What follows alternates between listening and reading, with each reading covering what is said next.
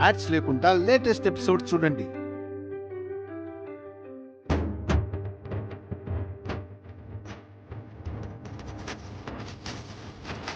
రామ్మా. ఏమండి, నేను చెప్పాని గుళ్ళో ఫోటో అమ్మాయి తనే.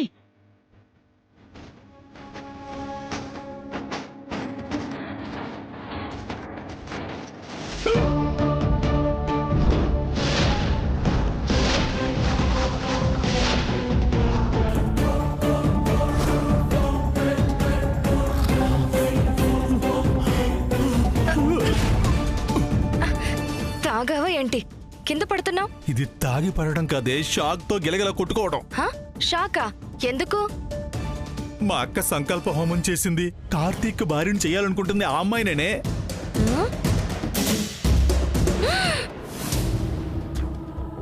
అయ్యో బాబోయ్, అవునా?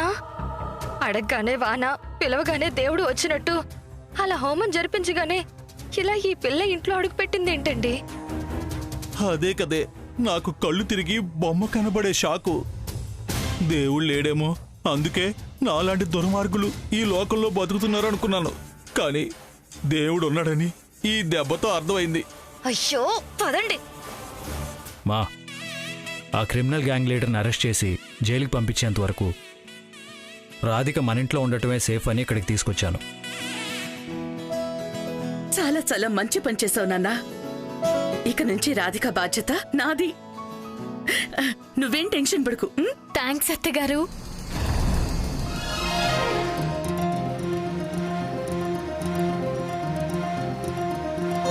అత్తయ్యా? అదే ఆంటీ గారు. ఇదిగో అమ్మాయి, ఇందాక నువ్వు అత్తగారు అనలేదు? అవునండి అన్నాను. స్వయంగా మా మేనత్తిని చాలా రోజుల తర్వాత చూసినట్టు అనిపించింది. అందుకే నాకు తెలియకుండానే అత్త అనే పిలుపు వచ్చేసింది. ఇదేదో నేరమో పెద్ద దేశద్రోహం అన్నట్టు మాట్లాడుతున్నారేంటి మీరు? అయ్యయ్యో, ఏం పర్వాలేదమ్మా, నీకు నచ్చినట్టు పిలు. అలాగే అత్తగారు. కార్తీక్, ఈ అమ్మాయి చాలా కలుపుగోలుగా ఉందిరా. ఇప్పుడు ఇలాగే ఉంటుంది, తర్వాత గోలగోలగా ఉంటుంది, ఫైనల్గా భరించలేక తలనొప్పి వస్తుంది.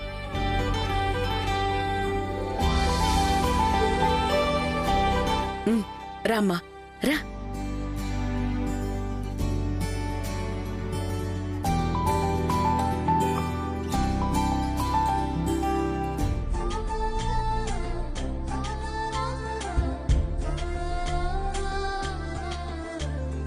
దీపం వెలిగించమ్మా. పర్వాలేదమ్మా, ఇది మీ ఇల్లే అనుకుని దీపం వెలిగించు. ఇందాకేమో హారతిచ్చారు, ఇప్పుడేమో దీపం వెలిగించమంటున్నారు. ఈవిడ నన్ను గెస్ట్ అనుకుంటున్నారా లేదంటే కోడలు అనుకుంటున్నారా? కానీ అమ్మా.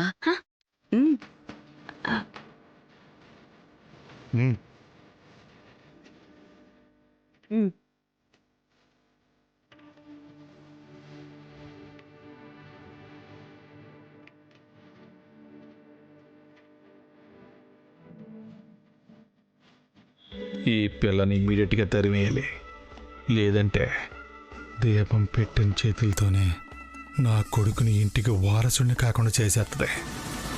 నేను కన్న కలల్లో నిప్పులు పోతుంది.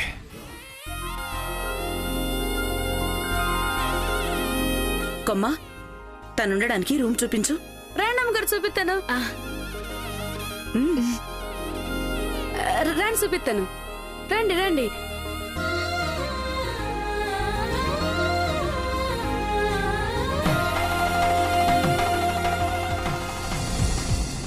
అమ్మా, నువ్వేం కంగారు పడకు. నాకెందుకు అక్క క్షేమంగా ఉన్నట్లు అనిపిస్తుంది. నువ్వేమీ కంగారు పడాల్సిన అవసరం లేదు.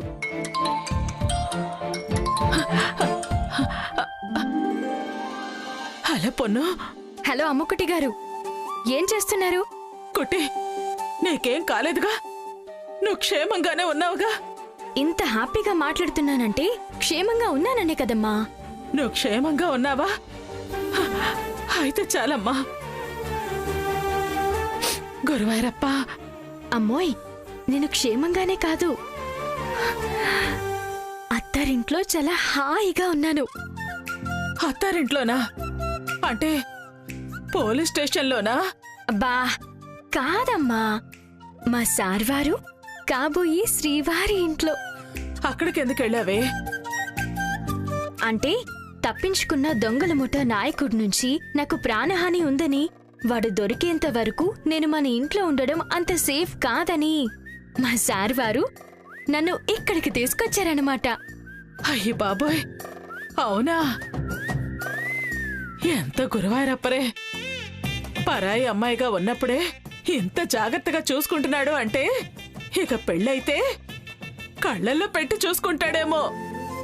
కళ్ళల్లో కాదమ్మా, గుండెల్లో పెట్టుకుని చూసుకుంటారు. ఎందుకంటే పేరుకు తగ్గట్టే మా సార్వారు దేవుడు.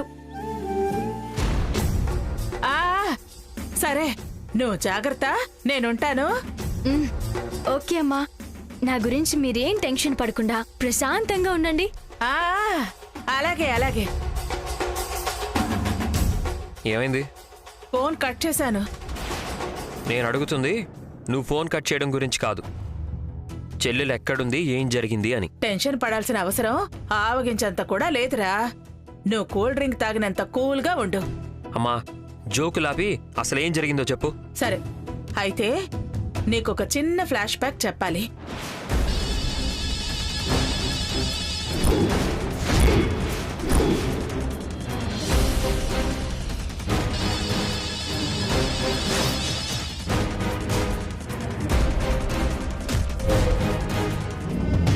ఇప్పుడు వెళ్తున్నా, మళ్ళీ వచ్చి మీ అంతు చూస్తాను. ఒరే భార్గవ్, ఎక్కడికి రా? నా చెల్లెలు ఆ పోలీసు వాడి ఇంట్లో ఉండడం ఏంటి? వెళ్ళి తీసుకొస్తాను. రే, నీ పనికి మాలిన ఆవేశంతో దాని ప్రాణం మీదకి తీసుకొస్తావా? చెల్లెల్ని ఇంటికి తీసుకొస్తే తన ప్రాణాల మీదకి తెచ్చినట్టు ఎలా అవుతుంది? ఎలా అంటే, రాధి బొమ్మ గీయటం వల్లే వాళ్ళ దొంగల ముఠ అంతా పోలీసులకి దొరికిపోయిందని వాళ్లల్లో ఒకడు రాధి మీద పగ పెంచుకొని తిరుగుతున్నాడు. వాణ్ణి పోలీసులు పట్టుకునేంత వరకు రాధి అక్కడ ఉండటమే క్షేమం. అసలు తను పోలీస్ స్టేషన్కి వెళ్ళి బొమ్మ ఎందుకు గీసింది? ఎందుకంటే పోలీసులు వచ్చి తీసుకెళ్లారు కాబట్టి. రాధీకి బొమ్మలు గీయటం వచ్చు కాబట్టి. రాధీని కాదమ్మా, ఇలా ప్రతిదాన్ని ప్రొటెక్ట్ చేస్తున్నందుకు నిన్ను అనాలి. మంచి రోజు చూసి అందులే గాని వెళ్ళి భోంచేయ్.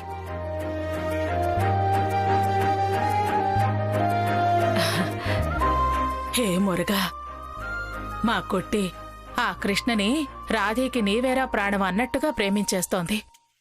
అందుకని ఆ కృష్ణుడు కూడా మా రాధేని ప్రేమ ఎంత మధురం నీది నాది అని సాంగు పాడేలా చెయ్యి స్వామి. నీకు ఓ 11 రూపాయల కానుక ఇచ్చుకుంటాను.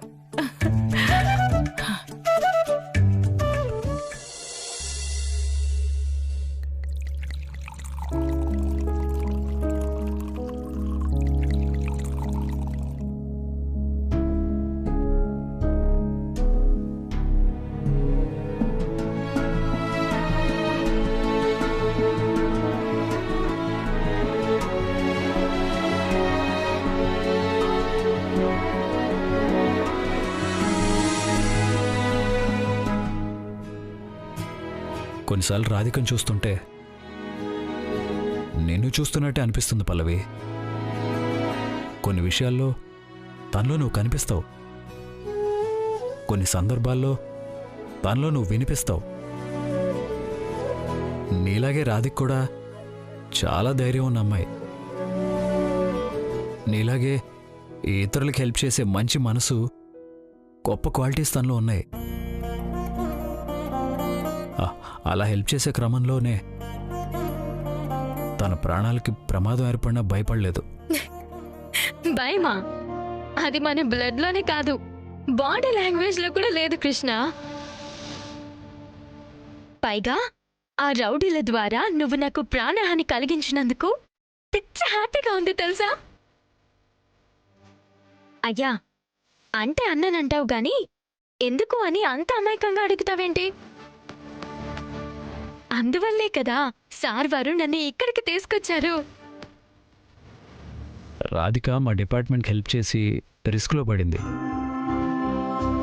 తనని కాపాడటం నా బాధ్యత. అందుకే మన ఇంటికి తీసుకొచ్చాను. 4 రోజులు ఉండి వెళ్ళిపోతుంది. అబ్బా, ఆశ దోశ అప్పడం వడ అంత ఈజీగా వెళ్తాను మరి. వచ్చింది వెళ్ళడానికి కాదు, లైఫ్ లాంగ్ సార్ వారితో కలిసి బతకడానికి. సి మిస్టర్ కృష్ణ, మా ప్రయాణం 4 రోజులని ఆయన అనుకుంటున్నారు, కానీ 100 ఏళ్లని నేనెప్పుడో డిసైడ్ అయ్యాను. అందుకని శ్రీరస్తు శుభమస్తు, శ్రీరస్తు శుభమస్తు, శ్రీకారం చుట్టుకుంది పెళ్లి పుస్తకం, ఇక ఆకారం దాల్చుతుంది కొత్త జీవితం అని త్వరలో మా పెళ్లి జరిగేలా నువ్వు దీవించాలన్నమాట. ఏంటి, నీకు అర్థమవుతుందా?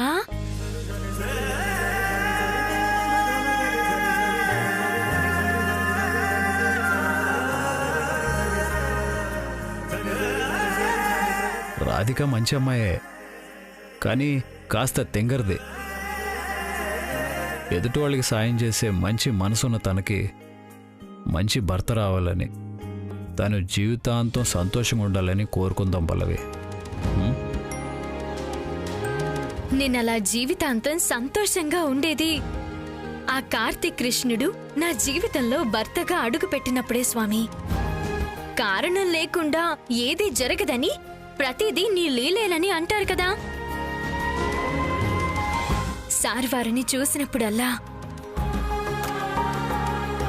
నా గుండె కొట్టుకోవడానికి కారణం, ఈ గుండెతో ఆయనకి ఏ జన్మలోనో బంధం అనుబంధం ఉన్నాయని అర్థం. అందుకే మా 2 గుండెల చప్పుడు ఒక్కటయ్యేలా ఆశీర్వదించు కృష్ణ.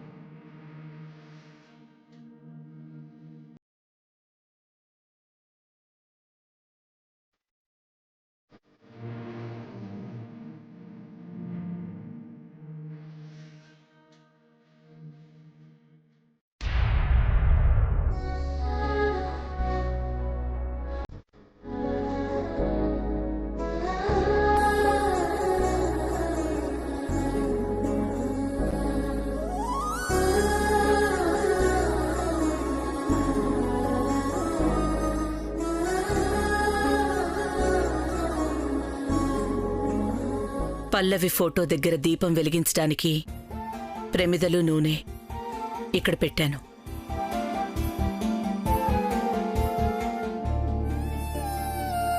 అమ్మా,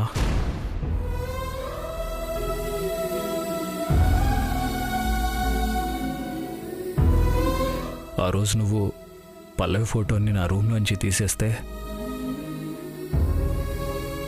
పల్లవి మీద నీకు కోపం ఉందేమో అనుకున్నాను.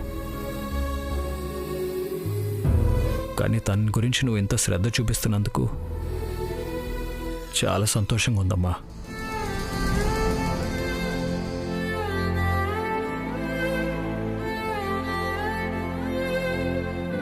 కోపం తెచ్చుకోవడానికి, ద్వేషం పెంచుకోవడానికి పల్లవి నాకు శత్రువు కాదురా. ఈ లోకంలో లేని నా కోడలు. తను బ్రతికున్నన్ని రోజులు కాలు కింద పెట్టనివ్వకుండా ఒక అమ్మలా కడుపులో పెట్టుకు చూసుకున్నాను.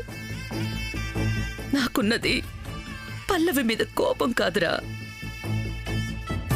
నా కొడుకు గురించి బాధ.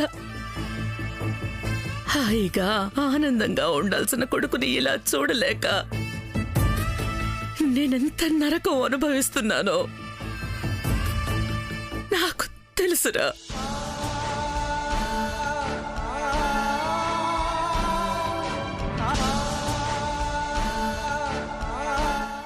పల్లవి జ్ఞాపకాల్ని మర్చిపోవడానికి నాకింతకంటే మరో మార్గం లేదమ్మా. పల్లవిని మర్చిపోవడానికి నువ్వు మందు తాగుతున్నావు, కానీ నీ ఆరోగ్యం ఏమైపోతుందోనని మేము భయంతో చచ్చిపోతున్నావురా.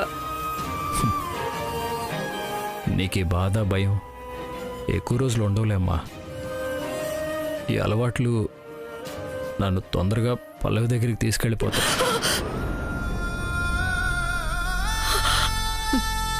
తప్పు నాన్న,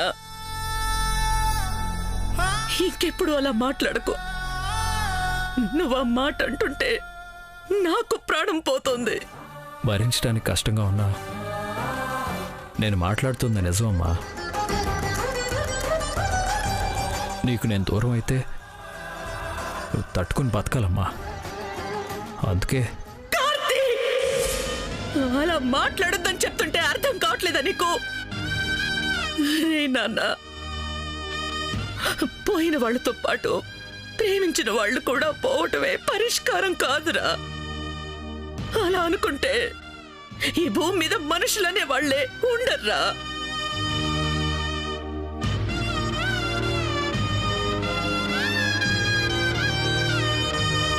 కానీ నా ప్రాణమే నన్ను వదిలేసి వెళ్ళిపోయాక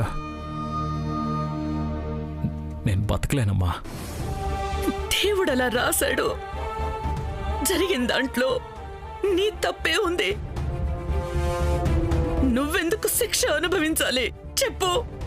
పల్లవి అందరినీ వదిలేసి నా కోసం ఇంట్లో నుంచి వచ్చేసిందమ్మా. కానీ నాతో లేకుండా ఈ లోకాన్ని వదిలిపెట్టి వెళ్ళిపోవడానికి కారణం ఆ రాక్షసి. కార్తీక్! కార్తీక్! రా, కూర్చో. అయ్యో అయ్యో, ఏంట్రా ఈ పిచ్చి పనులు? అర్థం పర్థం లేకుండా.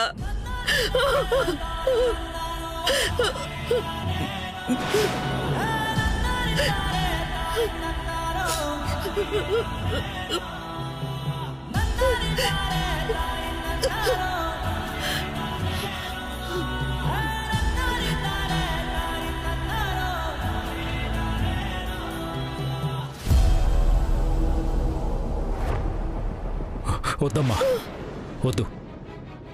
రక్తం పోతుందిరా. ప్రాణమే పోతుంది ఇక్కడ. రక్తం పోతే ఏమవుతుంది? రే, ఇలా మాట్లాడద్దని నీకు ఎన్నిసార్లు చెప్పాలరా? ఇటువు. వద్దమ్మా, వద్దు. నా మనసేం బాగాలేదు. నన్ను ఒంటరిగా వదిలేసి వెళ్ళు. ముందు చేతికి కట్టు కట్టనివ్వరా. వద్దని చెప్తున్నాను కదమ్మా. వద్దు, వెళ్ళు ప్లీజ్. నానా, అది కాదురా. చేతికి గాయం. అమ్మా, అమ్మా ప్లీజ్ ప్లీజ్, నన్ను ప్రశాంతంగా వదిలే. అది కాదురా. నన్ను ప్రశాంతంగా వదిలే.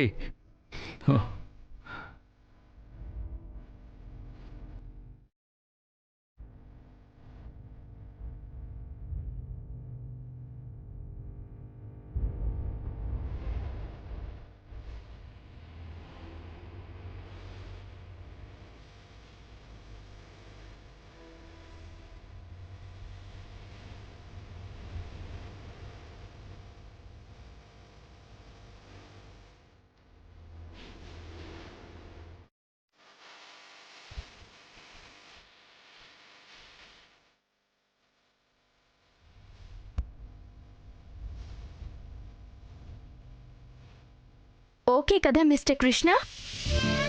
చెప్పిన లిస్ట్ అంతా గుర్తుంది కదా? మర్చిపోకు మరి.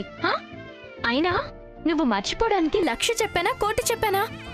ఒకే ఒక్క కోరిక, సార్ వారికి నాకు పెళ్లి చేయమని. నాకు ఊహ తెలిసిన దగ్గర నుంచి నీకు పూజ చేస్తున్నాను. కానీ లైఫ్లో ఫస్ట్ టైం ఒక్కటే కోరిక కోరుతున్నాను. నువ్విది కూడా నెరవేర్చకపోతే మన ఫ్రెండ్షిప్కి అర్థమేముంది చెప్పు? మరీ ముఖ్యంగా ఈ విషయంలో మనిద్దరి మధ్య గొడవలు రాకూడదు. అది నీ చేతుల్లోనే ఉంది. ఓకేనా? రాధిక,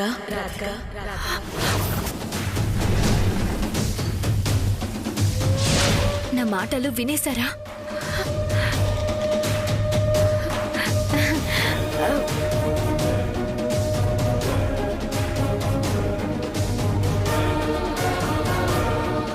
నా కొడుకుని ఈ నరకం నుంచి నువ్వే బయటికి తీసుకురాగలవని వాణ్ణి పాత కార్తీక్లా మార్చగలవని బోల్డంత నమ్మకంతో ఉన్నానమ్మా. ఏంటండి అలా చూస్తున్నారు? ఏం లేదమ్మా, భోంచెద్దు గాని పద. అమ్మా, నేను ఇంత పెద్ద ఇంట్లో ఎప్పుడు భోంచేయలేదు. మాదేదో మధ్య తరగతి ఫ్యామిలీ. మా అలవాట్లు పద్ధతులు వేరు. అందుకని భోంచేసే దగ్గర ఏదైనా పొరపాటు జరిగితే క్షమించండమ్మా. నువ్వెంత మంచిదానివో అంత అమాయకురాలివి. నీలో ఈ అమాయకత్వమే నాకు బాగా నచ్చింది. చూడు, ఇది మీ ఇల్లే అనుకో. మీ ఇంట్లో ఎలా ఉంటావో అలాగే ఉండు, సరేనా? భోంచెద్దు గాని పద. పదమ్మా.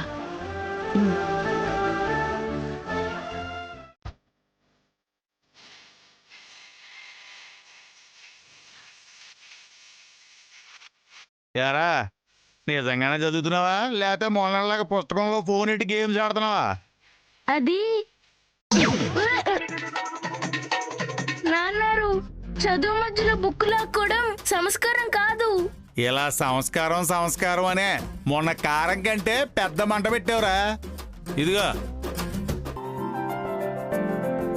రామ్మా, కూర్చో.